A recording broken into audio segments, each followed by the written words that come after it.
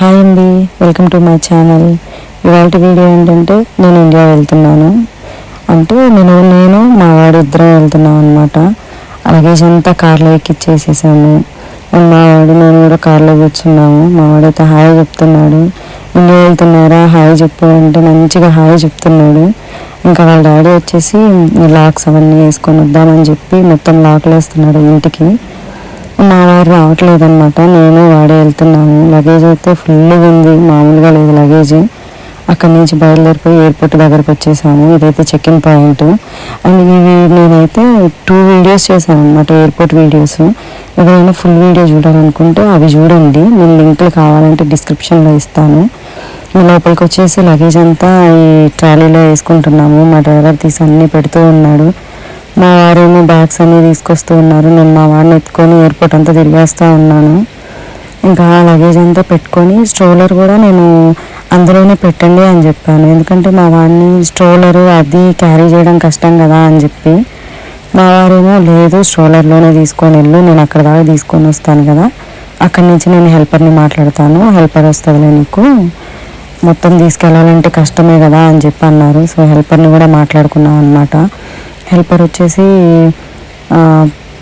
1500 తీసుకుంది. 15,000 1500 కాదు, 15,000 తీసుకుంది ఇండియన్ కరెన్సీలో. ఇండియన్ కరెన్సీలో వచ్చేసి 300 చిల్లర అవుతుంది అనమాట. అది 15,000 తీసుకొని ఓకే నేను తీసుకెళ్తాను అని చెప్పి తీసుకెళ్ళింది. ఇక్కడ నుంచి లోపలికి వెళ్ళేసరికి చెకింగ్ పాయింట్ ఉంది కదా, అక్కడి నుంచి లోపలికి అయితే మా వారిని రానిలేదన్నమాట.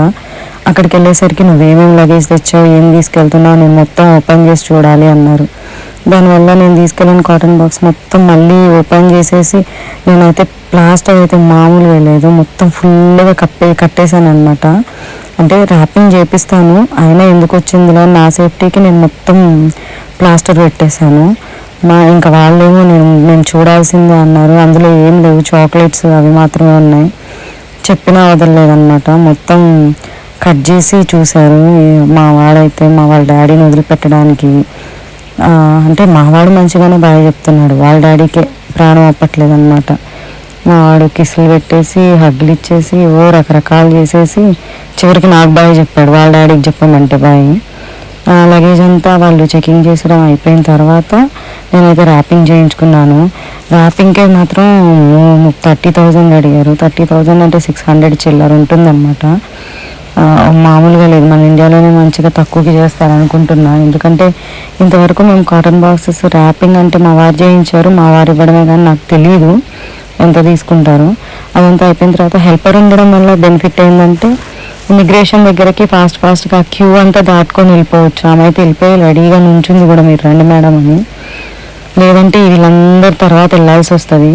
మంచిగా అక్కడ ఈమెతో వెళ్తే డైరెక్ట్గా వెళ్ళిపోవచ్చు. వెళ్ళేసి మొత్తం మన పాస్పోర్ట్స్ అవన్నీ చూపించేసి లోపలికి వెళ్ళొచ్చు. యాక్చువల్గా అయితే ఇక్కడ వీడియో తీయనీరంట, నేనైతే కొంచెం తీసాను. ఇమిగ్రేషన్ దగ్గర అయితే నాకు మామూలు ఇబ్బంది కాలేదు. ఎంత ఇబ్బంది అయిందంటే మొత్తానికి ఇమిగ్రేషన్ దగ్గర నాకు 1 గంట టైం వేస్ట్ అయిపోయింది. చివరికి అటు చేసి ఇది చేసి నేనైతే ఫ్లైట్ ఎక్కేసాను. ఫ్లైట్లో యాక్చువల్గా మా వాడికి ఇన్ఫాంట్ అనమాట, అంటే సీట్ ఇవ్వరు.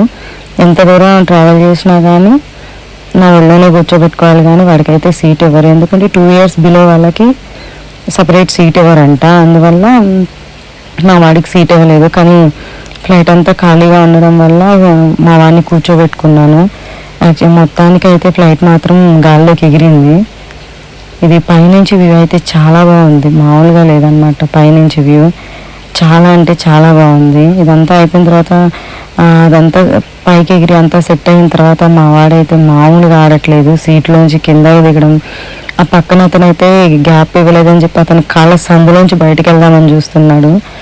చివరికి అసలు ఇతను అయితే నాకు ఎంత బాగా హెల్ప్ చేశారంటే, నేను తీసుకొని అంటే నా లగేజ్ కూడా పాపం అతనే తీసుకొని వచ్చారు. నేను బాబుని ఒక్కనే ఎత్తుకొని వచ్చాను.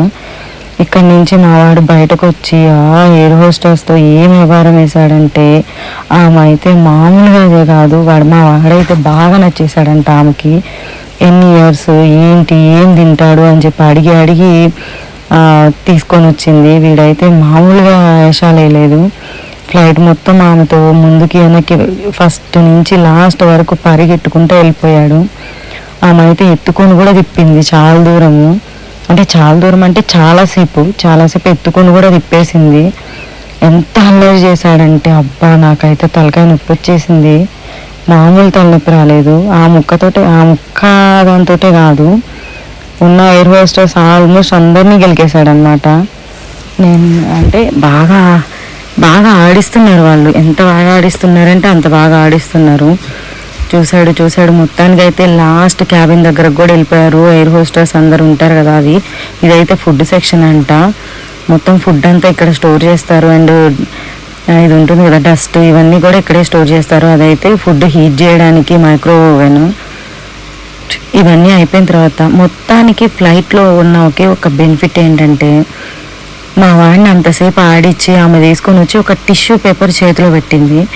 ఏంటి టిష్యూ పేపర్ పెట్టింది అనుకున్నాను. తీరా చూస్తే లోపల కేక్ ఉంది. ఇది సీక్రెట్, ఎవరికి చెప్పొద్దు, నేను బాబుకి ఇచ్చాను, బాబుకి ఇవ్వండి తింటాడు అని చెప్పి ఇచ్చింది.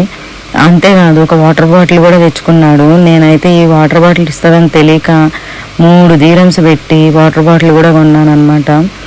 దీన్ని బట్టి ఏమర్థమైందంటే, మీరు కూడా చిన్న చిన్న పిల్లలతో వస్తే ఫ్లైట్లో వదిలేయండి, మంచిగా వాళ్ళు అటు ఇటు తిరుగుతారు, వాళ్ళకు కూడా కేకో ఏదో ఒకటి ఇస్తారు.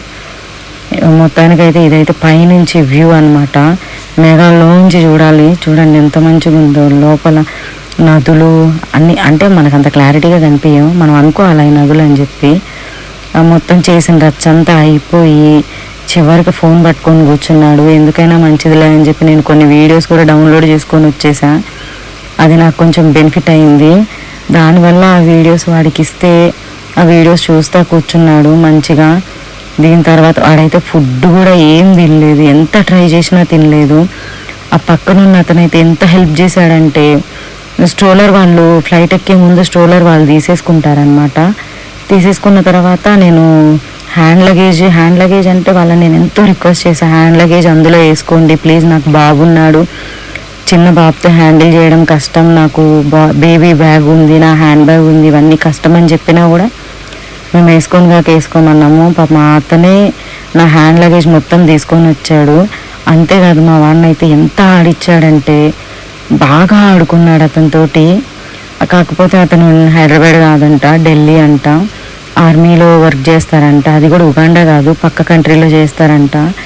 మా వాడైతే బాగా కనెక్ట్ అయిపోయాడు. ఇక్కడే కాదు, అది ఇప్పుడు చూపించాను కదా, అది వచ్చి షార్జాకి దగ్గరలో ఉన్నాం మేము. అంటే నాకు కనెక్టింగ్ ఫ్లైట్ వచ్చేసి షార్జా, ఎంటేబీ టు షార్జా టు హైదరాబాద్ అనమాట. ఇక దగ్గరకు వస్తుంది, సీట్ బెల్ట్ పెట్టుకొని అన్న తర్వాత సీట్ బెల్ట్ పెట్టుకొని మా వాడు ఆయనతో ఆడుతున్నాడు. మొత్తానికి అయితే ల్యాండ్ అవ్వడానికి రెడీ అయిపోయామన్నమాట షార్జాలో. చాలా అంటే చాలా బాగుంది వ్యూ వచ్చేసరికి. నైట్ వ్యూ అంటే మామూలుగా ఉండదు, డే వ్యూ అంటే పెద్ద అంత అనిపించేది, కానీ నైట్ అయితే చాలా బాగుంటుంది వ్యూ. ఎంత బాగుంటుంది అంటే ఎన్ని లైట్స్, ఇంకా దగ్గర నుంచి కన్నా కూడా పైనుంచి చూస్తే చాలా అంటే చాలా బాగుంటుంది.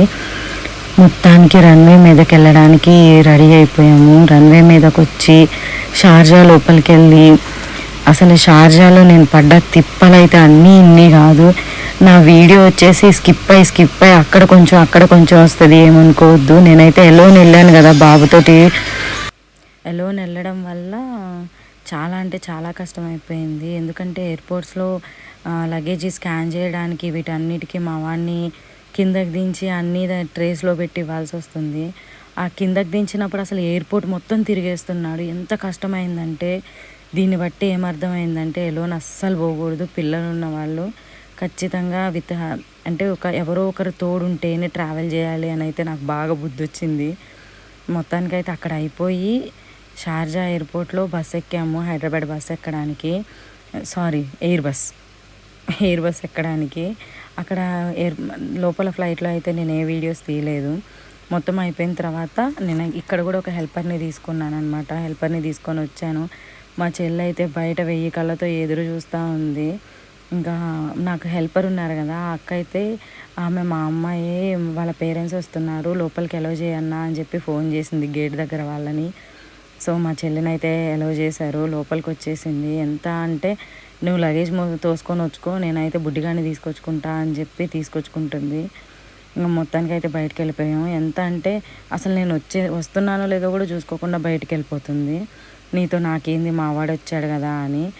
మొత్తం ఇక నుంచి ఇండియాలో వీడియోస్ పెడతాను. Thank you for watching.